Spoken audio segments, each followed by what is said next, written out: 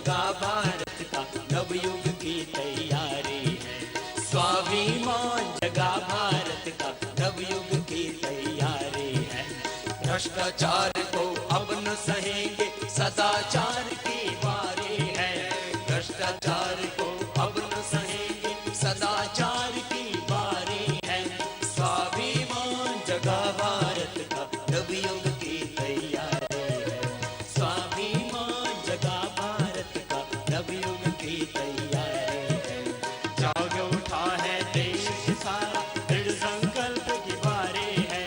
स्वाभिमान जगा भारत का नवयुग की तैयारी है। स्वाभिमान जगा भारत का नवयुग की तैयारी है। व्यवस्था परिवर्तन की भारत स्वाभिमान यात्रा के महाराष्ट्र राज्य में पुणे जिले के दौरान स्वामी जी पहुंचे चिंचोली मोराची, जहां स्वामी जी का बैंड बाजे के साथ जोरदार स्वागत किया गया। लोगों ने ओम की ध्वनि के साथ स्वामी जी का अभिवादन किया। मंच पर गणमान्य व्यक्तियों ने दीप प्रज्वलन किया तथा स्वामी जी को पगड़ी पहनाकर तथा शॉल स्मृति चिन्ह भेंट कर आशीर्वाद प्राप्त किया। तदुपरांत जननायक स्वामी रामदेव जी ने लोगों को अपने उद्बोधन में भारत स्वाभिमान का ध्येय समझाया। आज इस चिंचोली गांव में आकर के हृदय को इसलिए बहुत आनंद हो रहा है क्योंकि जब मैं रास्ते से अंदर की तरफ मुड़ा तो मुझे लगा ये इतनी दूर मुझे किसी गांव में लेकर के क्यों जा रहे हैं। मैं किसी सड़क के किनारे वाले गांव में भी तो लोगों से मिल सकता था। वो जो मुख्य मार्ग जो आगे जा रहा है औरंगाबाद की तरफ, उससे कितनी दूर है? 18 किलोमीटर के करीब। लेकिन जब मैंने यहां आकर के देखा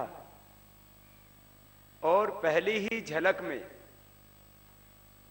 इस गांव के अंदर जो बाहर का नजारा है सो तो है ही, इस गांव के अंदर एक बहुत बड़ी आध्यात्मिक ऊर्जा आपने पैदा कर दी है।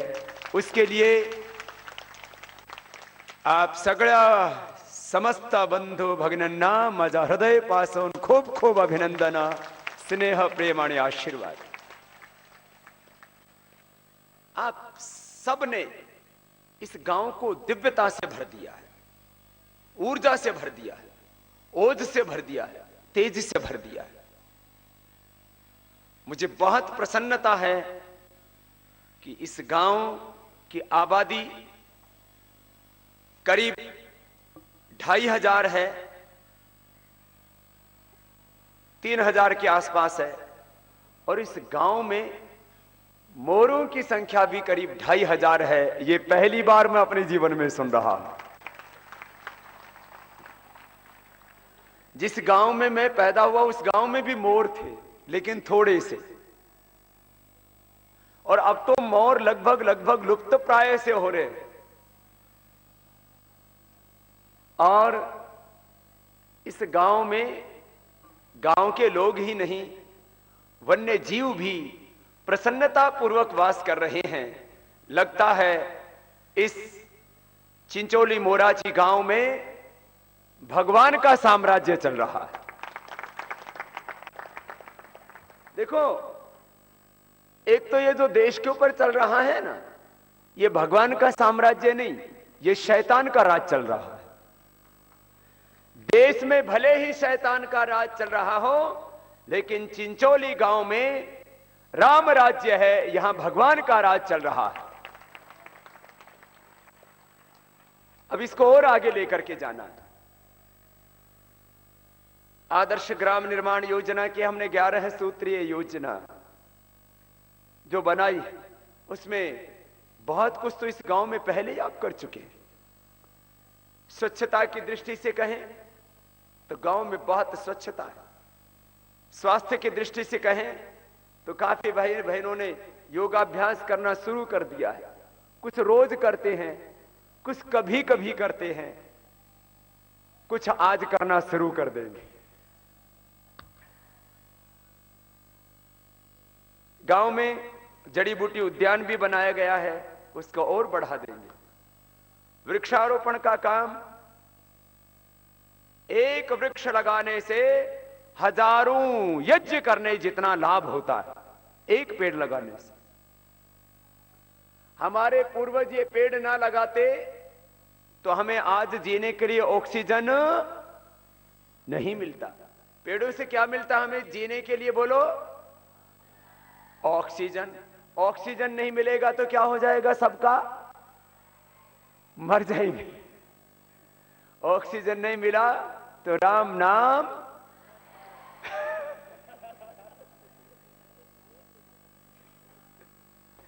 तो हमारे बड़े बुजुर्ग ये पेड़ लगा करके नहीं जाते तो हम जिंदा, और यदि हम नहीं पेड़ लगाएंगे तो आगे आने वाली पीढ़ियां जिंदा। तो हमने ऑक्सीजन अपने बड़ों के लगाए हुए पेड़ों से लिया है, तो हमारा भी ये कर्तव्य है, ये धर्म है कि हम पेड़ लगा करके जाएं, जिससे कि आने वाली पीढ़ियों को क्या मिलता रहे। तो ऑक्सीजन के अलावा भी तो पेड़ कुछ देता है। आम में और क्या लगते हैं? आम ऑक्सीजन भी देता है, और क्या देता है? आम। इमली से क्या मिलता है? इमली। अनार से, जो भी फलदार पेड़ है उनसे क्या मिलता है? फल। जो फूल वाले पेड़ है उनसे क्या मिलता है? फूल। जो औषधि वाले पेड़ है उनसे क्या मिलती है? औषधि। तो ऐसे भी पेड़ लगाओ जिनके मल्टीपल बेनिफिट्स हों। जैसे आप अर्जुन का पेड़ लगाते हैं तो उससे अच्छी लकड़ी भी मिलेगी, उससे रोगों की, हृदय की बीमारी भी मिटेगी, उससे लोगों को ऑक्सीजन भी मिलेगा। आप आम के पेड़ लगाते हैं, लीची के पेड़ लगाते हैं, जामुन के पेड़ लगाते हैं, और भी फलदार वृक्ष लगाते हैं, तो एक साथ उस पेड़ से कई लाभ होंगे। वृक्षारोपण का काम भी बहुत अच्छा चल रहा है, और मुझसे भी आम का एक वृक्ष लगाया गया है। मुझे लगता है आने वाले 5 सालों के बाद आपको भी, मैंने जिस पेड़ को लगाया उससे आपको भी आम खाने को मिलेंगे।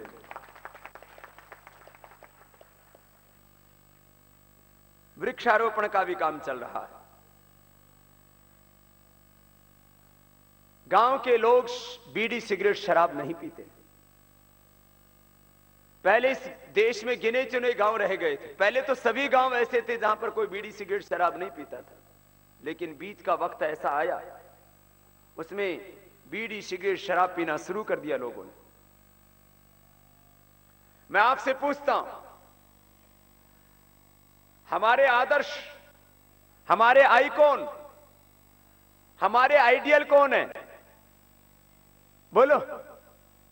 हमारे, जैसे आजकल बच्चे कहते हैं ना, क्रिकेट में हमारे आइडियल कौन है? सभी बच्चे बोल रहे सचिन तेंदुलकर। ठीक है। और एक्टर और एक्टर्स में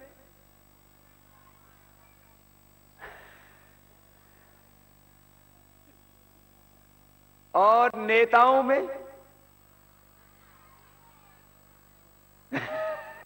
नाम ही नहीं आए। भाई बहनों, ये तो अलग अलग क्षेत्रों के अलग अलग लोग हो गए। वैज्ञानिकों में, डॉक्टरों में, इंजीनियरों में, आईएएस आईपीएस ऑफिसर्स में, पुलिस में, आर्मी में, किसानों में, ऐसे इंडस्ट्री में हमारे अलग अलग आइकॉन हो सकते हैं।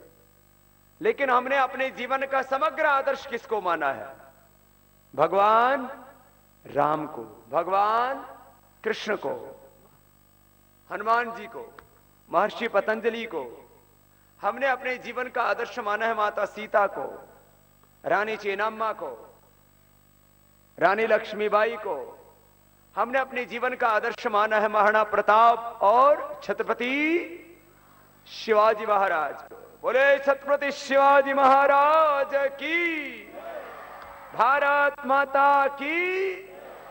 तो हमारे आदर्श क्या है? छत्रपति शिवाजी महाराज। हमारे आदर्श हैं महाराणा प्रताप, हमारे आदर्श हैं राजगुरु सुखदेव और भगत सिंह, हमारे आदर्श है राम प्रसाद बिस्मिल, हमारे आदर्श हैं वो महापुरुष जिन्होंने देश के लिए अपना बलिदान दिया, देश के लिए कुछ काम किया।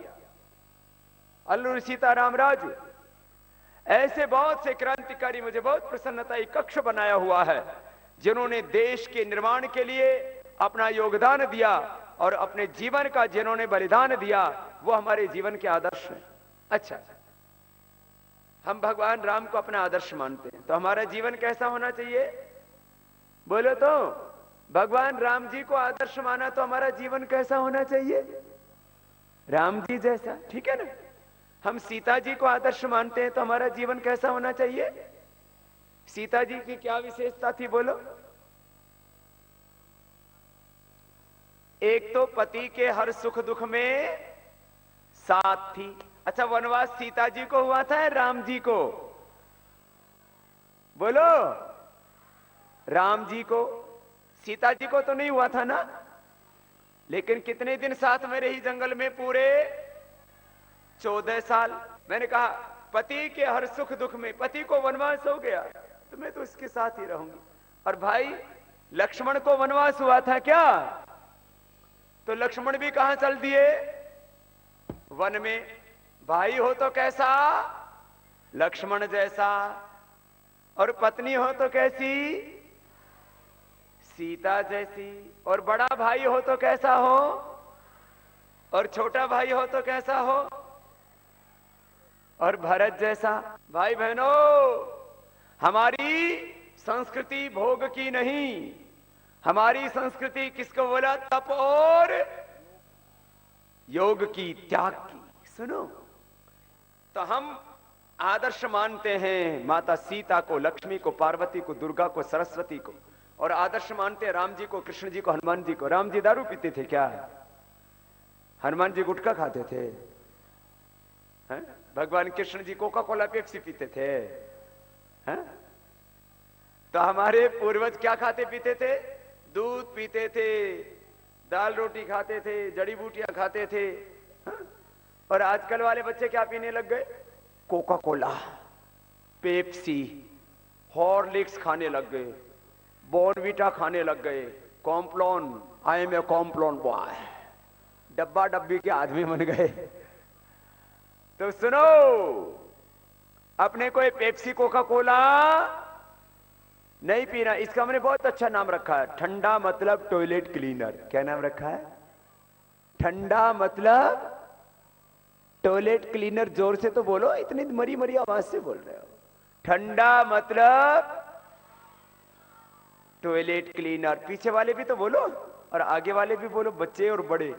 आज के बाद कोई कोका कोला और पेप्सी को हाथ नहीं लगाएगा, क्योंकि इसमें जहर भरा हुआ है। और जहर भर करके अपने देश का पानी अपने को 35-40 रुपए लीटर बेच रहे हैं, और इससे देश का धन भी विदेश में जा रहा है। ये तो अपने देश का पानी भर के भी कोई विदेशी कंपनी बेचे तो भी नहीं पीना, विदेशी वस्तु का प्रयोग नहीं करना। मैं आपसे एक प्रश्न पूछता हूं, देश का पैसा देश में रहना चाहिए कि देश से बाहर जाना चाहिए? तो विदेशी वस्तु खरीदते हैं तो पैसा कहां चला जाता है? विदेश में। पहले इस देश को लूटने के लिए एक कंपनी आई थी, क्या नाम है उसका बोलो? East India. भूले ही नहीं आज तक, और ना भूल पाएंगे। उस कंपनी ने कितने साल तक गुलाम रखा भारत को? 200-300 साल तक रखा। लूटा तो 300 साल, गुलाम ही रखा 200-250 साल तक। भाई बहनों, आज स्वदेशी को अपनाने का भी संकल्प लेकर के जाना है। दो काम करने हैं, एक तो विदेशों से देश का धन लाना है, काला धन, देश के अंदर भी धन।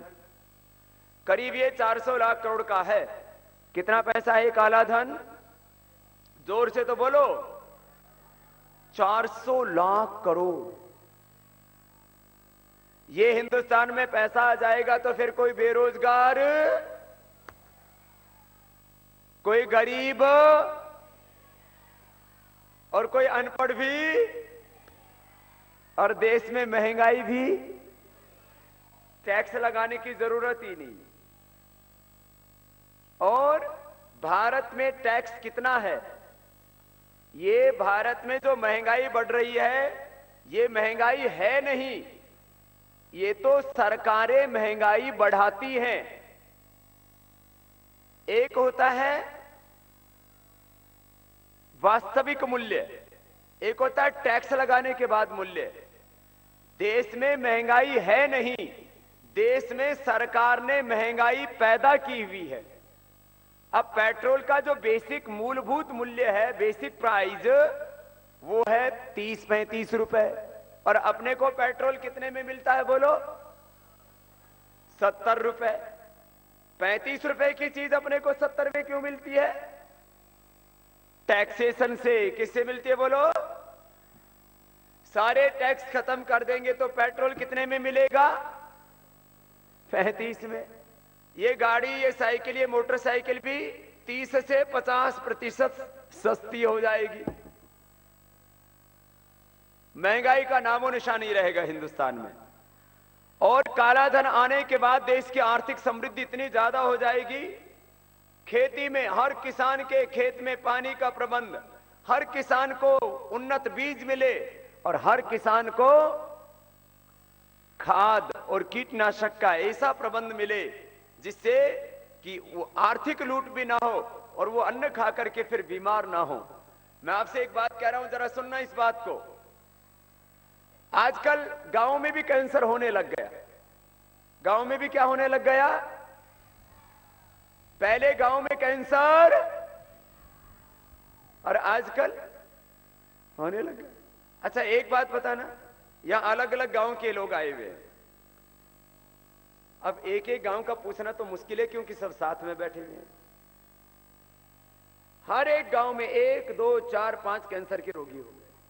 अभी चिंचोली गांव में कैंसर ने प्रवेश नहीं किया, और जिस तरह से ये गांव नशा मुक्त हो गया है, आगे भी इस गांव में एक भी कैंसर का रोगी नहीं होगा।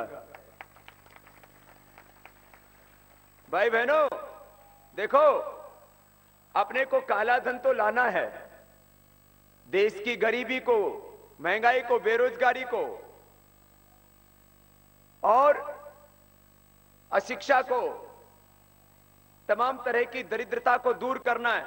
लेकिन उसके साथ साथ अपने को, आपको भी, अपने आप को भी तो बचाना है। देखो, यदि आप नशा छोड़ देते हैं तो आपके जीवन में, आपके घर परिवार में आपकी समृद्धि दुगनी हो जाती है, आपकी आधी गरीबी कम से कम मिट जाती है। आधे से ज्यादा पैसा आदमी खर्च कर रहा है दवाइयों में और नशे में। एक आदमी का औसत खर्चा, वो चाहे वो रोज, नशा का तो रोज होता है, बीमारी का कभी कभी होता है। अब हार्ट अटैक की बीमारी हो गई, किडनी लीवर की बीमारी हो गई, लीवर की बीमारी हुई तो गए 50 लाख, किडनी की बीमारी हुई गए 5 लाख, हार्ट की बीमारी हुई गए 5 लाख, कैंसर की बीमारी हुई गए 5-10 लाख। तो योग करेंगे तो रोग नहीं होगा। हेल्थ और फिटनेस में एकदम रहना है परफेक्ट। हेल्थ और फिटनेस में नंबर 1, नॉलेज में भी नंबर, और ईमानदारी में भी नंबर, चरित्र में, कैरेक्टर में भी नंबर। हमारे बॉडी के स्ट्रक्चर और हमारे कैरेक्टर एकदम करेक्ट होने चाहिए। हेल्थ फिटनेस में, नॉलेज में, कैरेक्टर में, काम करने में नंबर, ईमानदारी में नंबर, सच्चाई में नंबर, और बेईमानी में, झूठ बोलने में 0, झूठ बोलने में, बेईमानी में, मेहनत करने में नंबर, और आलसी में। ऐसे ही हो ना, स्कूल में फर्स्ट नंबर आता है, नानी सी मर गई सबकी, बोले बाबा जी एक ही तो आएगा स्कूल में फर्स्ट, सारा स्कूल कैसे फर्स्ट आ जाएगा?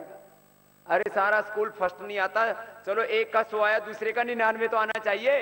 सबको हाथ कितने हैं बोलो, पैर कितने हैं, और सबके पास में दिमाग एक ही जैसा या अलग अलग? अच्छा बताओ, आपने, आपके सबकी आंखें हैं ना, आंख वाले हो ना सब?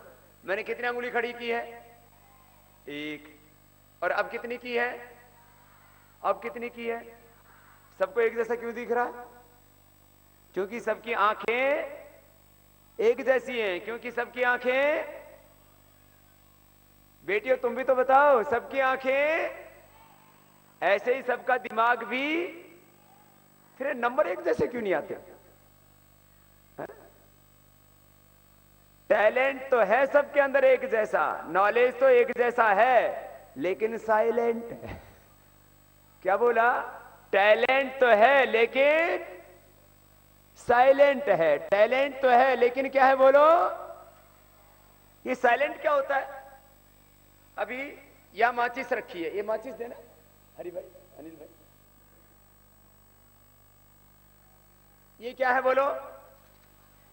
इसमें क्या है अंदर? ये इसको क्या बोलते हैं? काड़ी। अब इस काड़ी में आग है? नहीं है। इसको कहीं भी लगा लो, कान में लगा लो, नाक में लगा लो, जलाएगा नहीं। मुंह में डाल लो, नहीं जलाया, ठीक है। और अब इसको ऐसे रगड़ोगे तो क्या होगा? ये क्या आ गई? ये कहां से आई? इसमें थी नहीं तो कहां से आई? आपने तो अभी थोड़ी देर पहले कह दिया कि माचिस में आग नहीं है, और मैंने कहा इसमें आग है। तो इसका मतलब इसमें दिया सलाई में, माचिस में क्या है बोलो? आग। लेकिन कैसी है? साइलेंट है। अब इसको एक्टिवेट करने के लिए क्या करना पड़ता है? ऐसे रगड़ा मारना पड़ता है। एक बार रगड़ते क्या पैदा हो जाती है? आग। ऐसे ही दिमाग को रगड़ना पड़ता है तो क्या पैदा होता है? ज्ञान। इसका मतलब ये नहीं कि तुम कल से जाकर के रगड़ा मारो, तो दिमाग ही रगड़ा। दिमाग के रगड़ने का मतलब होता है पढ़ाई करना। पढ़ाई कहां कहां से होती है? ज्ञान कहां कहां से आता है बोलो? एक तो किताब से, एक कहां से आता है? बुक से।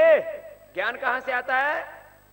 दूसरा बोलो तो, ए बच्चों, लड़कियों, बेटियों, आप भी बोलो। एक तो हमें ज्ञान कहां कहां से आता है? एक तो किताब से, दूसरा गुरु से, ठीक है। दूसरा कहां से आता है बोलो? गुरु से। तीसरा माता पिता सब गुरु हो गए। तीसरा प्रकृति से। कहां से सीखते हैं हम? नॉलेज कहां से अचीव करते हैं? प्रकृति, नेचर से। और चौथा बताओ? अभी यदि आपने नहीं बताया तो आपको फेल कर दूंगा। बोलो बेटे, वो समाज, प्रकृति सब आ गया ना, संसार। और बताओ ना, आप कहीं नौकरी के लिए जाते हैं, कोई बड़ी पोस्ट के लिए जाते हैं, तो आपका इंटरव्यू होता है, उसमें सबसे पहले क्या होता है?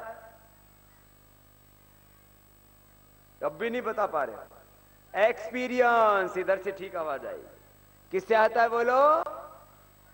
अनुभव से। किससे आता है बोलो? अनुभव से। और सारा ज्ञान कहां से आता है?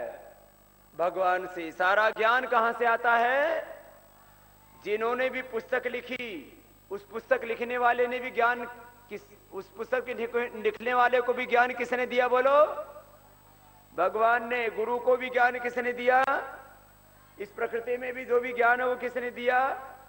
भगवान ने। और अनुभव जो एक्सपीरियंस करते हैं उस समय भी हमें प्रेरणा कौन देता है? भगवान। तो सारा ज्ञान कहां से आता है? भगवान से। इसलिए हम प्रार्थना, स्कूल में जाते हैं तो सबसे पहले क्या करते हैं? प्रार्थना। सुनो, अब अगली बात, आपको बात बता रहा था, सबके भीतर नॉलेज तो है, टैलेंट तो है, लेकिन साइलेंट है। और आपको बताया हमें बनना है हेल्थ में, फिटनेस में, नॉलेज में, कैरेक्टर में, वर्क करने में, ईमानदारी में, सच्चाई में नंबर, और देश को भी बनाना है नंबर। ठीक है, ये बात पक्की हो गई है। अपने आप को नंबर 1 बनाएंगे, योग करके, प्राणायाम करके, ध्यान करके, मेहनत करके, ठीक है? अच्छा। और देश को नंबर 1 बनाएंगे मेहनत करके, काला धन लाके, भ्रष्टाचार मिटा के। दुनिया में 204 देश हैं जिनको यूएन ने मान्यता दे रखी है। कितने देश हैं? 200। अभी भारत का नंबर 4था है। 200 देश हमसे पीछे हैं। 200 देश हमसे पीछे हैं। और हम दुनिया में कौन से स्थान पर हैं? 4थे नंबर पर। ये काला धन आ जाएगा, भ्रष्टाचार मिट जाएगा, तो भारत जापान, चीन और अमेरिका से भी ऊपर दुनिया की सबसे बड़ी ताकत बनेगा और भारत के पीछे सारा संसार चलेगा। ऐसा हिंदुस्तान भी हम सबको मिलकर के बनाना है। लेकिन खुद को भी बचाना है, योगाभ्यास करना है ना। हमारे शरीर में बहुत तरह की शक्तियां हैं, कुछ शक्तियों के बारे में बताता हूं अभी। ये 5 अंगुलियां हैं। कितने अंगुलियां हैं? और इस ब्रह्मांड में कितने मूल तत्व कितने हैं? 5 मूल तत्व कितने हैं ब्रह्मांड के? पृथ्वी, अग्नि, वायु, जल, आकाश। बोलो कितने हुए? पृथ्वी, अग्नि, वायु, जल, आकाश। यह अंगूठा अग्नि का प्रतिनिधित्व करता है शरीर में। अंगूठा किसका? अग्नि का। अंगूठा किसका?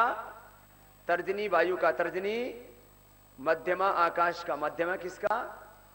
अनामिका पृथ्वी का। अनामिका किसका? सबसे छोटी अंगुली जल का। सबसे छोटी अंगुली पानी का।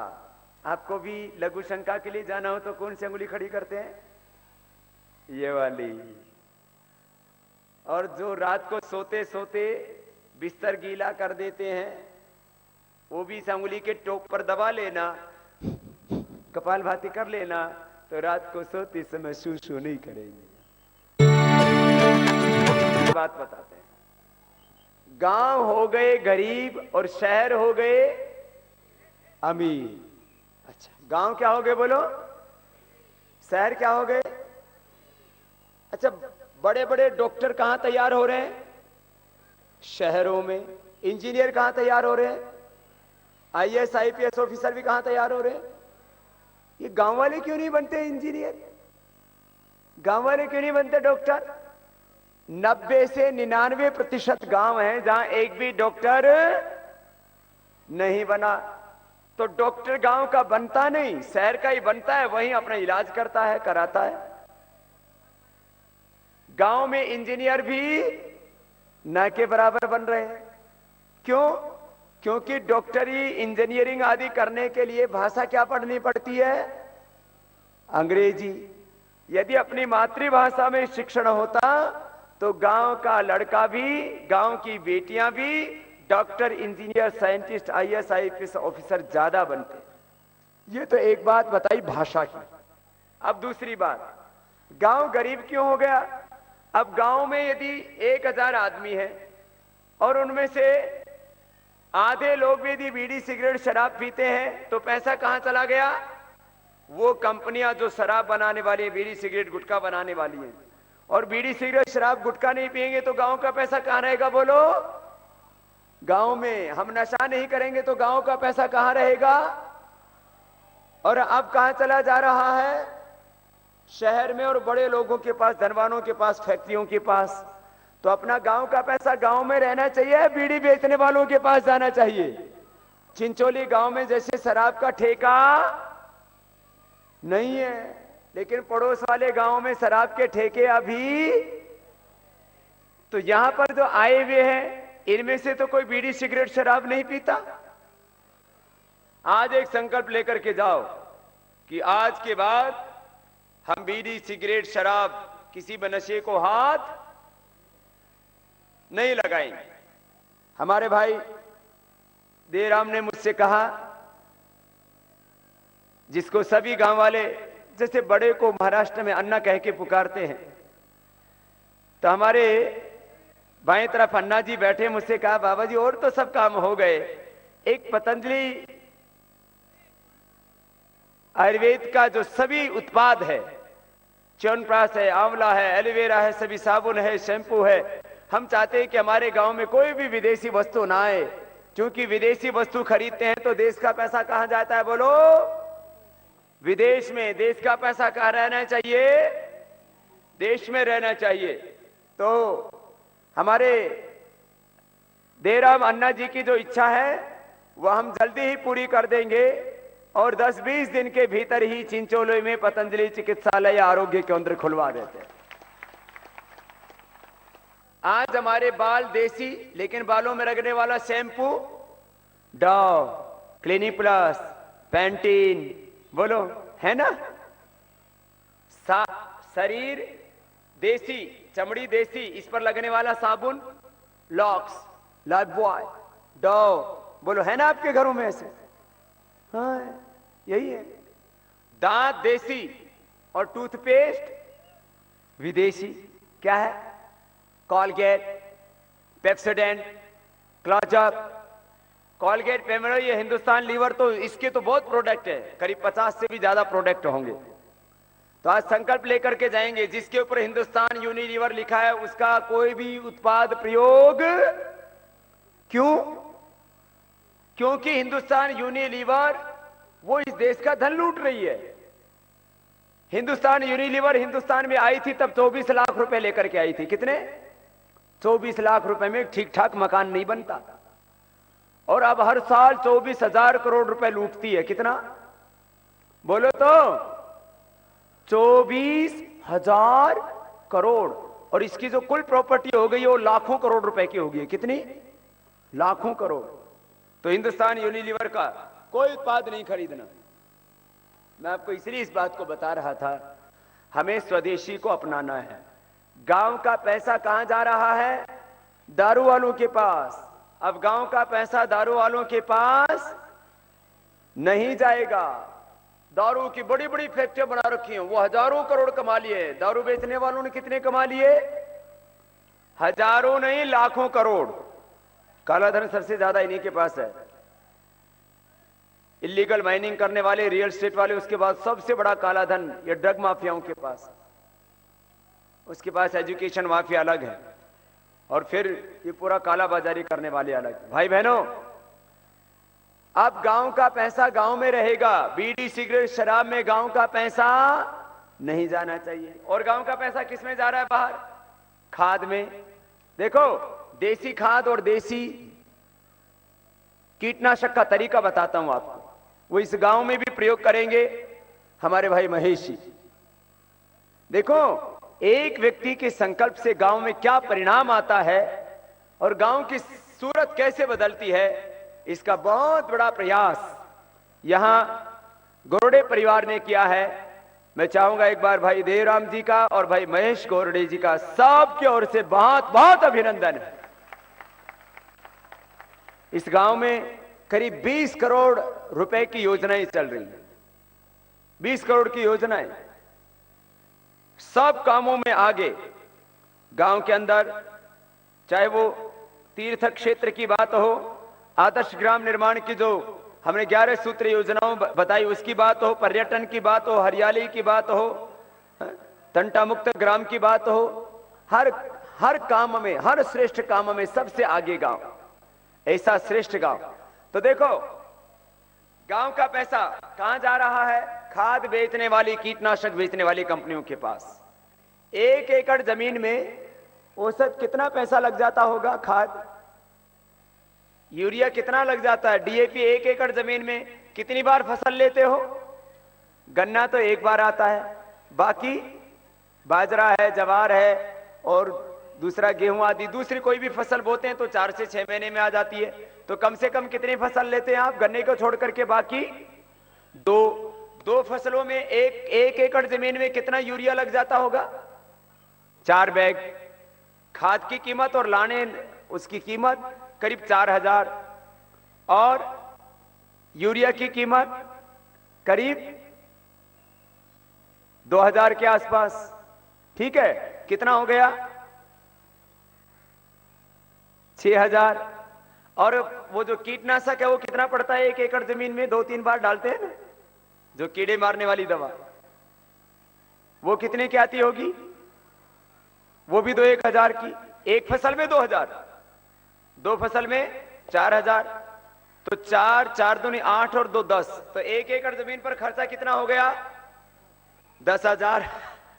और उसमें फसल कितने की हुई? पैदावार कितनी हुई? पैदावार हुई दोनों 1 एकड़ जमीन में खाद और कीटनाशक डगा 10,000 का और पैदावार हुई 8,000 की। घाटा कितने का हुआ? 2,000 का। और मजदूरी तो गिनी ही नहीं अभी, पानी तो गिना ही नहीं अभी, खेत का किराया गिना ही नहीं। ये जो फैक्ट्री वाले हैं ये अपनी फैक्ट्री का भी गिनते हैं, जमीन का किराया गिनते हैं, मेहनत मजदूरी गिनते हैं, तब जा करके अपना सामान हमको देते हैं। तो भाई बहनों, ये 1 एकड़ का 10,000, ऐसे किसी का 5 एकड़ हुआ तो खर्चा कितना आ गया? 50,000। और 10 एकड़ हुई तो खर्चा कितना आ गया? बोलो, 1 लाख। 10 एकड़ जमीन में खाली एक गाय से आप खेती कर सकते हो। 10 एकड़ जमीन पर खाली कितने से? एक गाय से। मैं तो कम बता रहा हूं आपको, जमीन 20 एकड़ में भी कर सकते हैं, ऐसा प्रयोग कर रहे हैं लोग। तो आपको फार्मूला बताता हूं खाद और कीटनाशक का, सुनो जरा। 5 से 10 किलो गोबर, आप 10 से 15 एकड़ जमीन पर खेती कर सकते हो। 10 आप एक पशु जो है औसत 10 किलो गोबर देता है और 5 किलो गोमूत्र देता है। अब दोनों सुन लो, एक गाय एक दिन में कम से कम 1 एकड़ जमीन के लिए कीटनाशक तैयार कर देती है। 5 किलो गोमूत्र भी आप उसका, चलो कुछ भूल चूक से ना रोका जाए, नहीं तो एक पक्का वही बना दिया जहां गाय रहती है, दिन में उसको बाहर भी बांध दिया तो भी औसत 8-9 लीटर देती है। एक जगह ऐसी बना दी कि जहां 5 लीटर गोमूत्र तो आप रोक ही सकते हैं। 5 लीटर गोमूत्र, 5 किलो पत्ते किसके? या तो नीम के, या तो धतूरा के, या मदार आखा के, या भांग के, या तमाकू के, या जो है अनार के, या जो है एरेंड के। 7 में से किसी भी चीज का पत्ता ले लो। कितना? 5 किलो गोमूत्र, 5 किलो, और 1 किलो लहसुन और 3 किलो हरी मिर्च। ये गोमूत्र में डाल के अच्छे से पका लो और इसको बाद में छान के रख लो। ये इतना जबरदस्त कीटनाशक है, 99% कीट इसी से मर जाते हैं। बहुत सेंसिटिव फसल हो तो थोड़ा, और बहुत रफ फसल हो तो ये 1 एकड़ जमीन के लिए हो गया। ऐसा करने से आपका, आप घर में बो सकते हो हरी मिर्च लहसुन, अपने खेत में बो सकते हो, आपको 0 बजट खेती हो गई। ऐसे ही खाद बनाने के लिए 5 किलो गोबर, 5 से 10 किलो गोबर, ऐसे ही 5 किलो गोमूत्र, 2 किलो दाल का आटा। दाल कैसी? दाल चाहे चने की, चाहे और दूसरा मसूर की, अरहर की, जो सबसे सस्ती दाल हो। 2 किलो दाल का आटा, 2 किलो गुड़। ये गुड़, आटा और ये गोबर, ये सब मिलाकर के ये जो आप डीएपी लाते हो उससे भी 100 टाइम्स ज्यादा पावरफुल हो जाता है। ये 1 एकड़ जमीन के लिए हो गया खाद इतना सा। बताओ, अब आपको ये हजारों रुपए खर्च करने की जरूरत नहीं। इसको डालेंगे कैसे खेत में?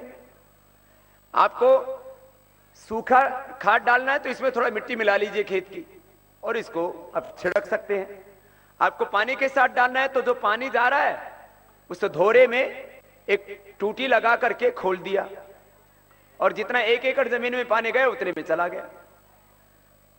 ये 2 तरीके बताए आपको, खाद के और कीटनाशक के। खेत में फंगस हो जाता है तो फंगस के लिए होता है छाछ। 15-20 दिन पुरानी छाछ खेत में छिड़क दो तो फंगस खत्म हो जाती है। जो आप ये फसल में यूरिया डीएपी आदि डालते हो, और उससे जो चारा होता है, क्योंकि अनाज और जो भी ऊपर का हिस्सा होता है वो तो हम फसल के रूप में बेच देते हैं, बाकी जो नीचे का हिस्सा होता है उसको कौन खाते हैं? हमारे पशु, वो देते हैं दूध, और वो जाता हमारे पेट में। खेत की हर चीज कहां जाती है? पेट में। खेत गड़बड़ होंगे तो पेट गड़बड़ होंगे, और इसीलिए हो रहा है कैंसर, इसीलिए हो रहा है बीपी शुगर, इसीलिए हो रहा है लिवर किडनी खराब। तो अपने को अपना तन, अपना धन, अपना जीवन, अपना खेत, अपना राष्ट्र बर्बाद नहीं होना देना। किसानों का पैसा मैंने कहा कहां जा रहा है? खाद कीटनाशक बनाने वाली कंपनियों के पास। किसानों का पैसा कहां जा रहा है? शराब, बीड़ी, सिगरेट बनाने वाली कंपनियों के पास। किसानों का पैसा कहां जा रहा है? और डॉक्टरों के पास। शुगर हो गई, बीपी की बीमारी हो गई, की बीमारी, कैंसर की बीमारी, और फिर डॉक्टर के यहां गए, हो गए बर्बाद, बिक गया खेत, बिक गए पशु, हो गए कर्जदार, फिर करेंगे आत्महत्या। तो अब गांव का पैसा डॉक्टरों के पास बोलो तो नहीं जाएगा। गांव का पैसा डॉक्टरों के पास, गांव का पैसा अब शराब वालों के पास, गांव का पैसा यूरिया डीएपी बेचने वालों के पास। अब गांव का पैसा कहां रहेगा? गांव में। तो गांव क्या बनेगा? खुशहाल, समृद्ध, धनवान। अब गांव क्या हो गए? दरिद्र हो गए। और गांव से लोग कहां जाना चाहते हैं? शहर में। गांव से कहां जाना चाहते हैं? शहर बन गए हैं नर्क। आज भी गांव स्वर्ग है। यहां इतनी खुशहाली है। बस अपने गांव में स्कूल अच्छे बना लो, और बढ़िया गांव बनाना है, और बड़ा गांव है तो कॉलेज बना लो। यहां अपने स्कूल है, स्कूल और कॉलेज सभी है। तो गांव से हजार नहीं। देखो ये जो मानते हैं कि गांव से तो अच्छा शहर है, अब इन शहरों से हजार नहीं, लाख गुना अच्छा है चिंचोली गांव। ऐसे ही सब अपने अपने गांव को बना लेना, तो फिर हमें शहरों की तरफ भागने की जरूरत। शहरों में भरी है गंदगी, शहरों में भरा है कैंसर, शहरों में भरे हैं गंदे विचार। अपने को शहर नहीं गांव चाहिए। हमारे सब पूर्वज गांव में रहते थे। हमारी पूर्वजों की आत्मा प्रसन्न होगी गांव के आगे बढ़ने से। तो गांव में एक सीड बैंक बनना चाहिए। अभी अपने गांव में सीड बैंक तो नहीं बनाया। सीड बैंक भी बनाने के लिए ट्रेनिंग दे देंगे। बहुत जल्दी ही चिंचोली ग्राम में सीड बैंक भी बनवा देंगे, जिससे कि आपको बीज के नाम से भी पैसा बाहर नहीं जाएगा। और ये जो खाद के तरीके बहुत से, यहां सेंद्रिय खेती, इसको हम बहुत अच्छे तरीके से करवाएंगे। इसका जो भी एडवांस ट्रेनिंग है वो हम हरिद्वार में देने के लिए चिंचोली गांव के 10-20 लोगों को हरिद्वार बुला लेंगे और वहां ट्रेनिंग दे करके भेज देंगे। और जो आस पड़ोस के भी गांव वाले आना चाहते हैं तो वो भी हमारे अन्ना जी से संपर्क कर लेंगे, और यहाँ के आस पड़ोस के 40-50 गांव को हरिद्वार बुला करके ट्रेनिंग देंगे, और अपने अपने गांव को फिर आप सभी अच्छा बनाना। आदमी के बीज तो ठीक ठाक बच भी गए हैं, अपने खेतों के बीज तो विदेशी कब्जे में आ गए। आज कपास के बीज कौन दे रहा है? क्या है? मॉन्सेंटो। क्या है? मॉन्सेंटो बेच रही है, अमेरिका की कंपनी। अपने सब बीज, अपने टमाटर के, गाजर के, अभी मैंने बहुत जगह अध्ययन किया है, अभी जनवरी महीने में पूरे देश के बड़े बड़े जो वो किसान जो इन कुदरती खेती पर काम कर रहे हैं, ऐसे 1 दर्जन किसानों को जिन्होंने 10, 20, 25, 50 सालों से कुदरती खेती की है, उनको हरिद्वार में बुला रहे हैं। और अब वो प्रैक्टिकल, ऐसे तो बहुत दिनों से चल रहा है, ये सारा काम अब हिंदुस्तान के प्रत्येक जिले में चलेगा। और पहले 600 गांव में और फिर 6,38,365 गांव में ये कुदरती खेती होगी, और हिंदुस्तान की जमीन भी बचेगी और हिंदुस्तानी भी बचेगी। ये बात समझ में आई? तो ये काम होगा किससे? कुदरती खेती से। किससे? कुदरती सेंद्रिय खेती से। ठीक है। तीसरा, गांव में ग्रामोद्योग की कुछ चीजें होनी चाहिए स्वावलंबन के लिए। जैसे गांव के अंदर एक छोटा ही यूनिट बने चाहिए। जैसे पापड़ खाते हैं, अचार खाते हैं, पापड़ भी बाहर से लाते हैं, अचार भी बाहर से लाते हैं, कुछ लोग बना लेते हैं, थोड़े भी पैसे वाले होते हैं तो बाहर से लेके आते हैं। तो गांव के अंदर गांव के उद्योग, आप भी अपने घरों में, अब तो पहले तो कच्चे मकान होते थे, अब पक्के हो गए, चौका लगाते हैं तो क्या लगाते हैं ऊपर से? फेनाइल, वो भी बाहर से लाते हैं। तो गांव के अंदर फेनाइल वहीं बनने लग जाए। तो फेनाइल बनाने के लिए, गोमूत्र की और दवाइयां बनाने के लिए, खाद, कीटनाशक, ये सब बीज, इसका पैदावार करना और इसका विक्रय भी करना, इसके लिए, और बहुत सी जो घर में जो रोज की उपयोग की वस्तुएं हैं, फूड प्रोडक्ट्स हैं, उसको बनाने के लिए, जैसे हमने एक मल्टीपर्पज मशीन बनवाई है, उसमें 8-10 तरह की चीजें तैयार हो जाती हैं, 1-1.5 लाख रुपए की उसमें खर्चा आता है।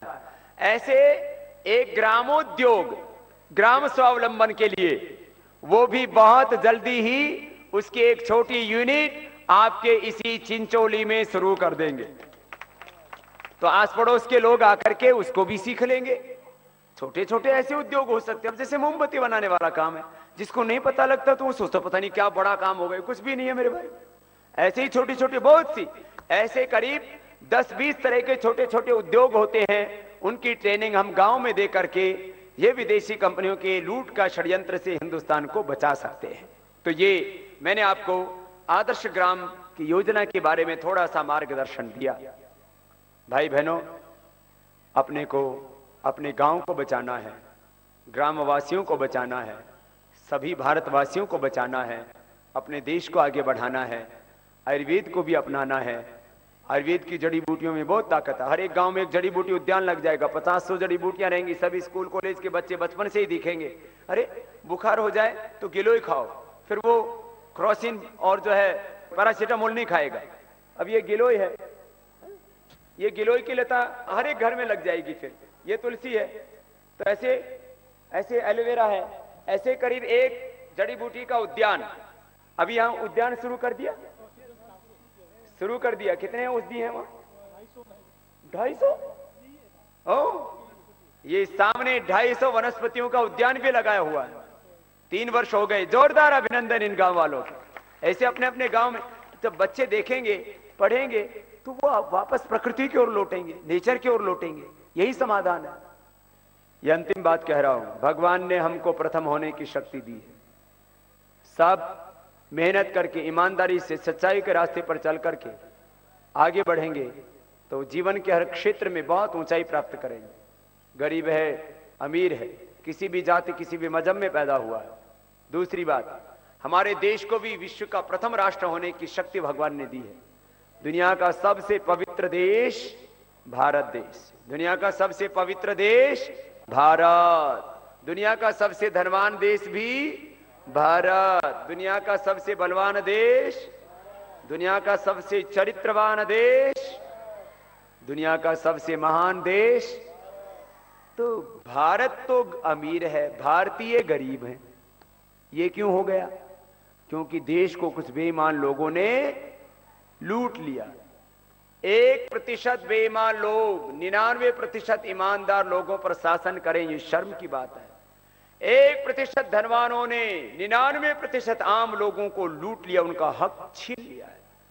अब पहले तो हम अपना हक मांगेंगे, पहले तो हम अपना हक मांगेंगे, और यदि अपना हक मांगने से नहीं मिला तो हम अपना हक छीनने के लिए भी सड़कों पर निकलेंगे। और अंततः इस देश को, देश का हक, गांव के लोगों को, गरीब लोगों को, मजदूर लोगों को, किसान लोगों को, हिंदू मुसलमानों को, दलित वाल्मीकियों को, वनवासी आदिवासियों को उनका अपना हक मिलेगा।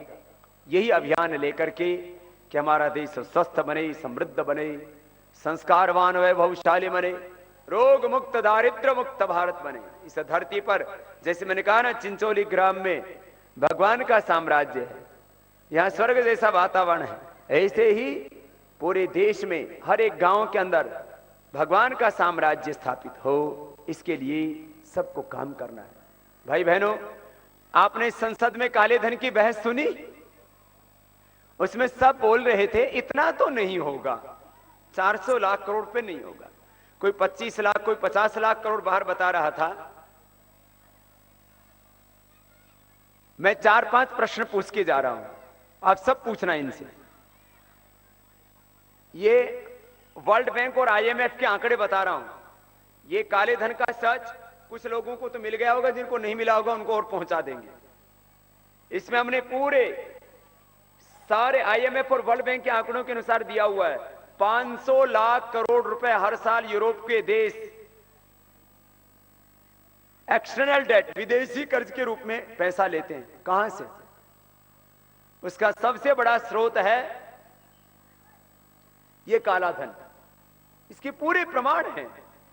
500 लाख करोड़ रुपए में से मुझे तो ऐसे लगता है कि हर साल भारत से लाखों करोड़ रुपए जाता है, क्योंकि एशिया से ही सारा पैसा जाता है, कुछ मिडिल ईस्ट से जाता है, ये जो तेल बेचने वाले कंट्रीज हैं। हैरत नहीं होनी चाहिए कि भारत से हर साल यदि 25-50 लाख करोड़ रुपए जाता हो तो भी आश्चर्य की बात नहीं। और अब तक कितना गया है तो बहुत बड़ा जुल्म है। आज अमेरिका ने करीब 700 लाख करोड़ रुपए का ब्रिटेन ने करीब 450 से 500 लाख करोड़ रुपए का, जर्मनी और फ्रांस ने करीब 200 लाख करोड़ रुपए का, 250 लाख करोड़ रुपए का कर्ज ले रखा है। छोटे छोटे देशों ने 100 लाख करोड़ का कर्ज ले रखा है। भारत ने कोई कर्ज नहीं ले रखा है। भारत और चीन ने तो मुश्किल से 11 लाख करोड़ रुपए का कर्ज होगा, एक्सटर्नल कर्ज हमारा। तो ये सारा का सारा काला धन, ये बहुत बड़ा मुद्दा है। वो झूठ बोल करके इस मुद्दे को दफना नहीं सकते, दबा नहीं सकते। हर बात में झूठ बोलते हैं और वापस लाने के बारे में बात ही नहीं करना चाहते। वो यूं कहते बोले कुछ नहीं हुआ, ये तो कुछ नहीं हुआ, कि तो लूटा ही नहीं हिंदुस्तान ने, ये तो सही सलामत है। ये ड्रामेबाजी बंद करो। अरे गरीबों की झोपड़ियों का सम्मान करना है तो उनको इस लायक बना दो कि जो तुम खाना खा रहे हो वही गरीब झोपड़ियों में रहने वाले लोग खाना खा सके, तब समझना हिंदुस्तान आगे बढ़ गया। गरीबों की झोपड़ियों को ऐसा बना दो जैसे महलों में तुम रहते हो, फिर तुम्हें उन झोपड़ियों में झांकने की जरूरत ही नहीं पड़ेगी। वोट के चक्कर में लोगों को धोखा देने की कोशिश मत करो। अब ईमानदारी से हिंदुस्तान के लिए काम करो, और हिंदुस्तान के लिए काम कैसे किया जाता है ये देखना हो तो चिंचोली ग्राम में आकर के देख लो। यहां आकर के रहो, यहां तुम्हारे लिए बढ़िया कमरा बना रखा है, मैंने देखा,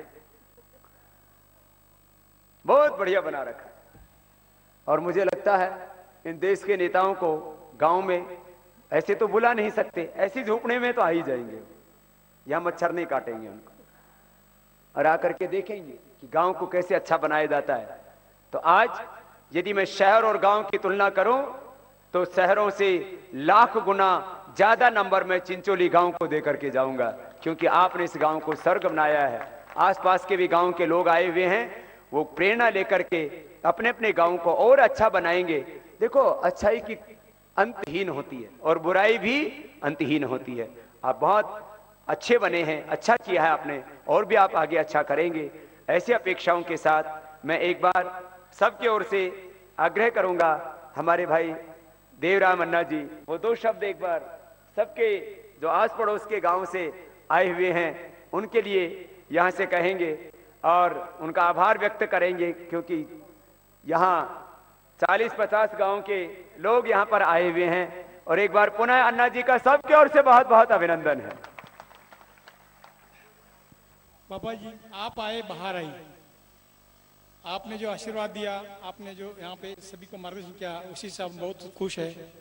जाते जाते इतना ही बोल देता हूँ, जो 10 गांव है, ये 10 गांव में हर गांव के 10,000 आदमी तो एक एक पौधा लगाएंगे।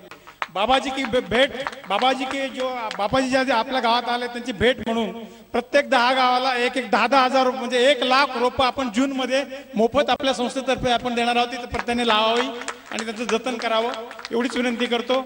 आणि पुन्हा एकदा आपल्या सर्वांच्या वतीने बाबाजी मी मनापासून आपल्याला धन्यवाद देतो की आपले पाय लागले।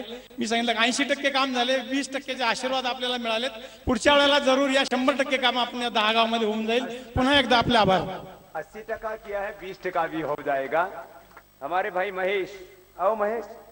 गृहस्थ लोगों को तो क्या होता है, बापू मर जाए तो पगड़ी दूसरे के सर रखी जाती है। हम सन्यासी है ना, जिंदे जी अपनी पगड़ी, अपनी इज्जत, अपना प्रतिष्ठा, अपना जो परंपरा, गुरु का जो आध्यात्मिक तेज है ना, उसको बचाने की जिम्मेदारी, आगे बढ़ाने की जिम्मेदारी वो महेश को सौंप के जा रहे हैं। बहुत बहुत बहुत मातृभूमि की वंदना करते हुए संकल्प लेंगे कि देश हमारे लिए मात्र एक जमीन का टुकड़ा नहीं है, ये जल जंगल पहाड़ और नदियां भर नहीं है, ये देश हमारी माँ है। हम इसकी पूजा करते हैं और माँ के सीने पर बैठकर कोई खंजर चलाए, इसको खून से लथपथ कर दे, उसको घायल कर दे, यह हम बर्दाश्त नहीं कर सकते। हम अपनी मातृभूमि के प्रति अपना धर्म, जो राष्ट्र धर्म है, उसको निभाएंगे। राष्ट्र धर्म को, राष्ट्र प्रेम को, राष्ट्र सेवा को, राष्ट्र हित को सर्वोपरि रख करके जीवन में सदा देश के लिए काम करेंगे। वंदे मातरम सुजलाम सुफलाम मलयज शीतलाम सहस्य श्यामलाम मातरम वंदे मातरम शुभ्रज्योत्सनाम पुलकितयामिनीं फुल्लकुसुमित द्रुमदलशोभिनीं सुहासिनीं सुमधुरभाषिणीं सुखदां वरदां मातरं वन्दे मातरं वन्दे मातरं वन्दे मातरम। बोले भारत माता की, भारत माता की, वंदे वंदे।